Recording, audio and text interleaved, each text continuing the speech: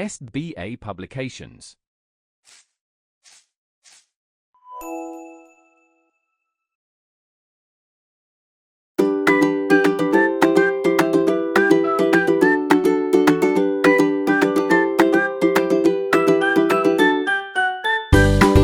नमस्कार प्यारे बच्चों, कैसे हैं आप सब।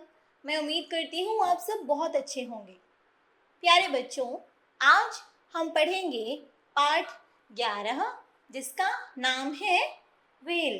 तो चलिए आज की कक्षा प्रारंभ करते हैं। प्यारे बच्चों, आज हम एक पाठ पढ़ेंगे और यह पाठ हमारा व्हेल पर आधारित है। व्हेल क्या है? व्हेल एक जलीय जीव है। चलिए शुरू करते हैं। ललित समुद्र के किनारे लहरों से खेल रहा था। अचानक समुद्र में एक भारी भूचाल आया और एक विशाल जीव उसे दिखाई दिया। उसे देखकर वह डर के मारे कांपने लगा। तभी उसे एक भारी आवाज सुनाई दी, छोटे राजा, डरो मत, मैं तुम्हें मारूंगी नहीं। तुम बहुत प्यारे बच्चे हो। क्या नाम है तुम्हारा? यह जो जलीय जीव था, कौन?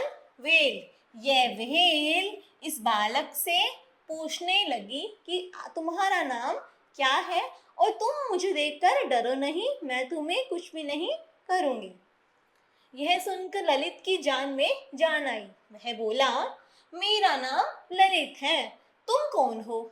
मैं एक हंसी गूंजी। हाँ, तुम्हारे जैसा विशाल जीव मैंने आज तक नहीं देखा, ललित ने बोला। तो सुनो मेरे राजा भैया, मुझे व्हेल कहते हैं। थल पर और जल में पाए जाने वाले जीवों में मैं सबसे बड़ी हूँ, सबसे विशाल हूँ। मेरा वजन सुनोगे तो आश्चर्य में पड़ जाओगे। मैं तुम्हारे हाथी से कई गुना भारी हूँ। हाथी तो खुद ही बहुत भारी होता है, लेकिन जो व्हेल होती है वो हाथी से भी कई गुना भारी होती है। मेरी लंबाई 100 से 125 फुट तक होती है। 100 से 125 फुट। छोटे मोटे जहाजों को तो मैं खिलौना समझकर ऐसे ऐसे उछाल देती हूँ। ललित ने पूछा, तुम्हारा चेहरा तो मछली से मिलता जुलता है। हाँ, तुम सही कह रही हो, लेकिन मैं मछलियों की तरह अंडे नहीं देती, बल्कि बच्चों को जन्म देती हूँ और उन्हें दूध भी पिलाती हूँ। मेरा एक बच्चा हाथी के बराबर होता है। जो व्हेल होती है उसका बच्चा हाथी के जितने साइज का होता है। मैं उसे 7 महीने तक अपने पास रखती हूँ और उसे अपना दूध पिलाती हूँ। मेरा दूध भी कम ताकत वाला नहीं होता। ये देखिए, ये कितना सुंदर चित्र है व्हेल का और ये कितनी विशाल है। और यह वह बालक ललित है जो व्हेल से बात कर रहा है।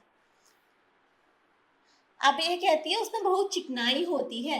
ललित ने फिर पूछा, ठंडे पानी में जब तुम तैरती हो तो तुम्हें ठंड नहीं लगती? नहीं मेरे भैया, मेरी खाल के नीचे चर्बी की मोटी तह होती है जिससे मुझ पर ठंडे पानी का कोई असर ही नहीं होता। व्हेल, क्या तुम सांस भी लेती हो? यह भी कोई पूछने की बात है। संसार का प्रत्येक जीव सांस लेता है। अन्य मछलियां अपने गलफड़ों से सांस लेती हैं, किंतु मैं फेफड़ों से ही सांस लेती हूँ। जो अन्य मछलियां होती हैं वह गलफड़ों से यानी गिल्स से सांस लेती हैं और यह अपने फेफड़ों से यानी लंग्स से ही सांस लेती है, जैसे तुम लेते हो। यानी कि जिस प्रकार मनुष्य सांस लेता है उसी प्रकार व्हेल भी सांस लेती है। हाँ, मुझे सांस लेने के लिए समुद्र की तह से निकलकर बार बार ऊपर आना होता है, क्योंकि अन्य मछलियां तो समुद्र के अंदर ही सांस ले लेती हैं क्योंकि वो अपने गलफड़ों से लेती हैं, और मुझे अपने फेफड़ों से सांस लेने के लिए बार बार पानी के ऊपर आना पड़ता है। पहले मैं अपने फेफड़ों की गर्म हवा को बाहर निकालती हूँ और फिर ताजी हवा अपने अंदर लेती हूँ, व्हेल ने बताया।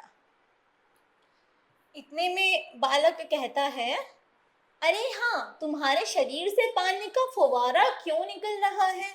क्या तुम्हारे शरीर पर कोई बाग है? ललित ने पूछा।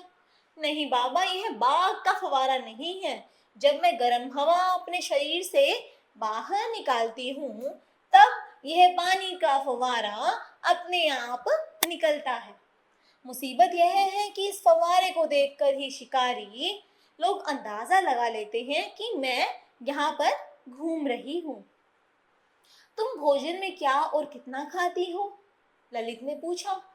मेरे भैया, मेरे खाने में समुद्र में पाई जाने वाली मछलियाँ और अन्य सभी जीव हैं। मैं मछलियों को और अन्य जीवों को खाती हूँ।